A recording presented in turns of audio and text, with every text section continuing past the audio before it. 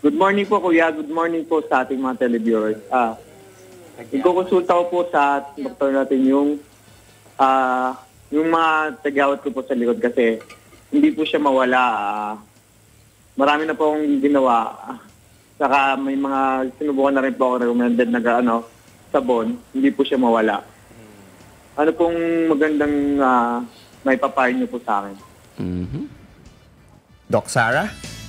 Good morning sa iyo, Francisco. Ang question mo is tungkol sa back acne or back knee, no? Hindi natin alam kasi sabi mo marami kang nagamit na mga gamot, hindi natin alam kung kumpleto ba yan. Dapat kasi yan merong antibiotic, meron ding drying solution, meron ding keratolytic, ibig sabihin yung nagbabalat, Oo. And gusto kong malaman naman kung nakapagpa-check up ka ba sa sa isang dermatologist tungkol dun sa acne mo. First time ko lang po kasi meron po akong kakilala. Recommended lang po yung mga ginagamit niya sa akin. Recommended lang po niya. Pero ikaw personally, hindi ka pa nakapagpa-check up? Hindi pa po. Personally, hindi pa po. Okay, ako kasi ang may isa-suggest ko magpa-check up ka sana, but kasi ang tinitingnan ko dito ang sa katawan kasi mula head to toe, ang pinaka-oily kasi would be the back. Napakarami diyang oil glands. Ang daming lumalabas na mantika sa balat. So, yan kasi nagiging magandang environment yan para sa pag-grow ng bacteria na nagkukos ng acne, tapos susunod kasi dyan yung face. Ngayon, yung sa back mo ba, ganong kalalaki yung acne mo? I mean, bilog-bilog ba, nakaangat, matitigas, o parang cyst na may laman sa loob? Anong itsura ng tigyawat mo sa likod, Franz? Alam ko hindi mo makikita, pero baka nakita ng kapatid mo or kung may asawa ka ba? Ay, actually tinitignan ko po siya sa salamin. Medyo nakaumbok po siya na mapula, tapos tama po yung sinabi niyo na ma-oily siya. Okay, oo. So in that case, talagang kailangan mo magpunta ng isang dermatologist kasi ang gagawin dyan, una, i-inject ka nila yan para medyo lumambot, tapos tuloy-tuloy maghihilom. And bukod dyan, una-una lalaki ka naman, meron kasing ibinibigay ang isang dermatologist pagka hindi talaga nag-i-improve ang acne, ang tawag dyan ay isotretinoin. Oral na na gamot, pinapainom. Ang diretsong inaatake niyan would be the sebaceous glands or yung oil glands. Yun yung naglalabas ng mantika ng balat. Ngayon, yun kasi, medyo maraming side effects, pero pag kasi kausap mo yung doktor, tatanungin ka niya kung may problema ka ba sa liver. Kasi sa liver kasi na may metabolize yung gamot na yan. So ngayon, titingnan din niya kung ano yung weight mo, in kilograms, kino-compute kasi siya. Pag nabigyan ka niya ng isotretinoin, hihina na yung paglabas ng oil secretion.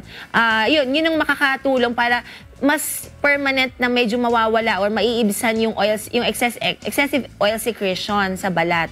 At in the meantime, hanggat hindi ka pa nakakapagpakonsulta, pwede kang bumili ng may isang bar, you call that Sastid bar. Pwede mo siyang gamiting sabon sa likod. Pwede mo ibababad din. Kunyari, pag nagbuhos ka na mula sa buhok, bababa, habang nagsashampoo ka, nakababad na yon. Tapos, meron yung kasing content na sulfur. Makakapag-cause yan ng dryness sa balat. So, in the meantime, yun muna i-try mo. Pero, I really suggest magpunta ka sa doktor para maiwasan din mag-infect pa yung acne. Oo.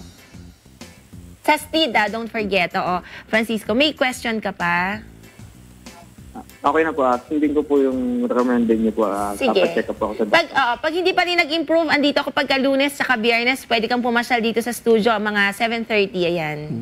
Bait naman ni Doktora Sara.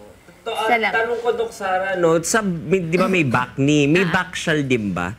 Kasi di ba facial, di ba kini-clean mo? Sa back ba meron din? Meron din. But more of, kasi mas malala yung acne usually at the back. Kasi yun nga yung oiliest in the body, So, ang ginagawa, ang tawag natin dyan, dapat doktor ang gumagawa. You call that acne surgery. Okay. Ang tawag. Ang difference lang naman, yung facial cleaning ang nagagawa non-doctor. Pero pagka doctor ang nag-perform ng procedure, you call that acne surgery. So, ini-inject ka namin yung mga nodules or cysts, yung mga nakaangat na pimples, para anti-inflammatory lang naman yan. And after which, titry namin kung may laman. Kung wala naman, papahida na yan, i-laser na yan ng antibiotics. Dok Sara. Yes. Nagiging sanid din po ba ng tagyawat yung madalas na yung pagpapawi sa likod?